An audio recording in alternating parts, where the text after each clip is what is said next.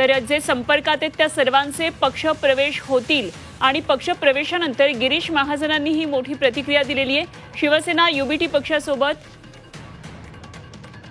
आणखी काही जण येतील, आमचा कुठलाही दबाव नाही असं गिरीश महाजन यांनी म्हटलंय। त्यामुळे भाजप सध्या जोरदार इनकमिंग नाशिक जिल्ह्यामध्ये सुरू आहे। जे संपर्कात आहेत त्या सर्वांचे पक्ष प्रवेश होतील असं गिरीश महाजन यांनी म्हटलेलं आहे। आणि पक्ष प्रवेशाचा आज जो कार्यक्रम होता त्यानंतर गिरीश महाजन यांनी प्रतिक्रिया दिली आहे। युबीटी सोबत कोणी राहायला तयार नाहीये असं त्यांनी मत मांडलंय।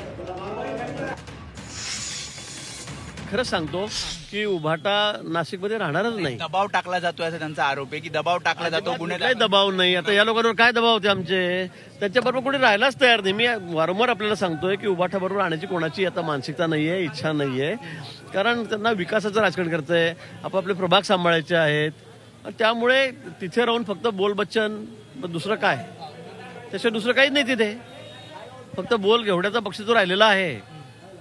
त्यामुळे तिथे राहायला कोणी तयार नाही आणि म्हणून सगळे आमच्याकडे प्रवेश करायला उत्सुक आहेत। अजून परत पुढच्या आठवड्यामध्ये प्रवेश होतील, अजून काही प्रवेश होतील नक्की नक्की, सगळ्याच पक्षातून। मग काँग्रेसचे पण आहेत, एनसीपीचे, पवार साहेब गटाचे राहतील, उभाटाचे राहतील।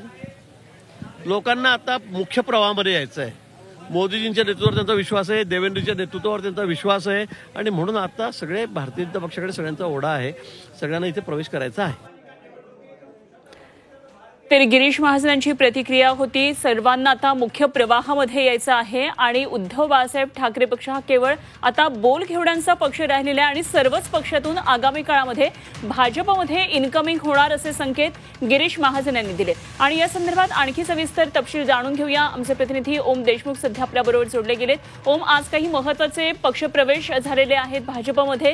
नाशिकमधून विशेषतः हे मोठे पक्षप्रवेश गेल्या काही दिवसांपासून सातत्याने दिसतात आणि अजूनही पक्षप्रवेशाचे काही कार्यक्रम होणार आहेत। जे संपर्कात आहेत त्या सर्वांचा पक्षप्रवेश होईल असं म्हटलं जातंय। मात्र आज नाशिकमधून दोन महत्त्वाची मोठी नावं होती, त्यांचा पक्षप्रवेश मात्र रोखलेला आहे। काय नेमके तपशील?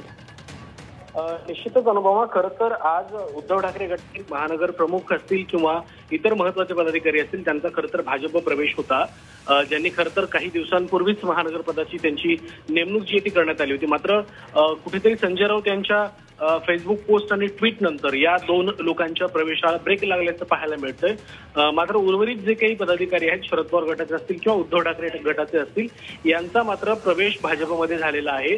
गिरीश महाजन खरं तर या सगळ्या प्रवेशामागचे सूत्रधार आहेत असं देखील बोललं जातंय। गिरीश महाजन यांची आपण प्रतिक्रिया जाणून घेण्याचा प्रयत्न केला। त्यांनी असं म्हटलंय की जे लोक त्या गटामध्ये असंतुष्ट आहेत किंवा त्यांची जिथे काम करण्याची इच्छा नाही ते सगळे नाशिकच्या विकासासाठी भाजपसोबत येत आहेत, परंतु जे रखडलेले प्रवेश असतील, मग त्यांनी नावं घेण्याचं टाळलं असलं तरी सुद्धा मामा राजवडे असतील किंवा सुनील बागुले असतील, ज्यांची सकाळी उद्धव ठाकरे गटातून हकालपट्टी करण्यात आली, त्यांचे सुद्धा प्रवेश येत्या काळामध्ये भाजपमध्ये होतील अशा प्रकारचं सूतोवाच सुद्धा गिरीश महाजन यांनी केलंय। त्यासोबतच ठाकरे गटामध्ये कुणीही काम करायला तयार नाहीये, त्यामुळे ज्या ज्या व्यक्तींची तिथे नेमणूक होईल त्या सगळ्यांचा लवकरात लवकर भाजपमध्ये प्रवेश होणार असल्याचं सुद्धा गिरीश महाजन यांनी सांगत एक प्रकारे ठाकरे गटाला इशारा दिलाय। त्यामुळे येत्या काळात नाशिकमध्ये उद्धव ठाकरे गटाला आणखीन काही महत्वाचे जे नेते ते सोडून जातात का काय अशा प्रकारचा प्रश्न या निमित्तानं निर्माण होताना आपल्याला पाहायला मिळतो। त्यामुळे नाशिकमध्ये येत्या काळात आणखीन काही महत्वाचे प्रवेश होतील हे या निमित्तानं स्पष्ट होताना आपल्याला पाहायला मिळतं। खरे भाजपचं बळ एकी कुठेतरी नाशिकमध्ये वाढत चालल्याचं हे सगळं चित्र स्पष्ट होतंय। ओम, धन्यवाद दिलेल्या या सगळ्या सविस्तर माहितीसाठी।